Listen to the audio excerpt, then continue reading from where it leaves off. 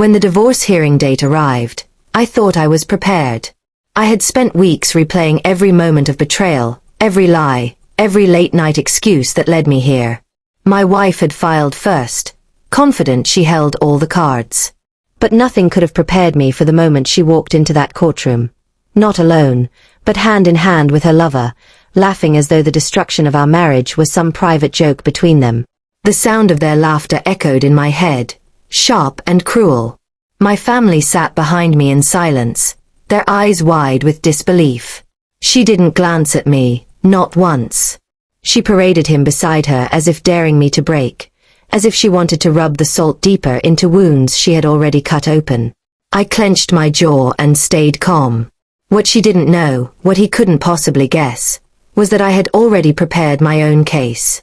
I wasn't walking into that courtroom defeated. I was walking in armed with the truth. When the judge called us forward, she smirked at me, confident the outcome would humiliate me. But as soon as her attorney began presenting her demands, my lawyer calmly handed over a stack of evidence.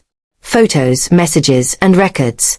Proof of her affair, proof of her lies, proof of the nights she spent with him while telling me she was working late.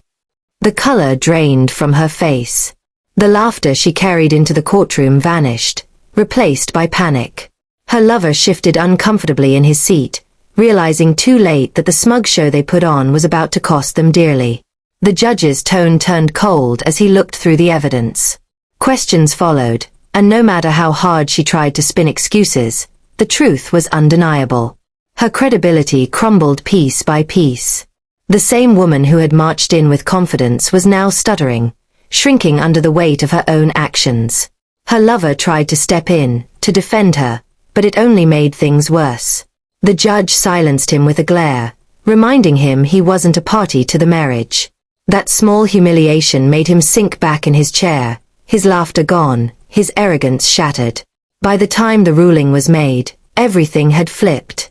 The assets she thought she would claim slipped from her grasp. Custody, finances, even the sympathy of the court, all of it turned in my favor. She had entered that room certain she would destroy me. Instead, she destroyed herself.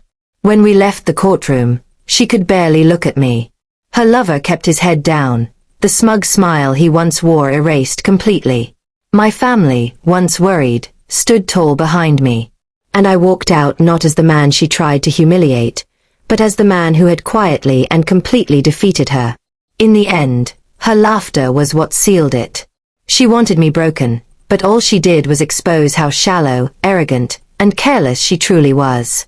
And while she lost everything she thought she'd gain, I walked away free, dignified, whole, and stronger than I had ever been.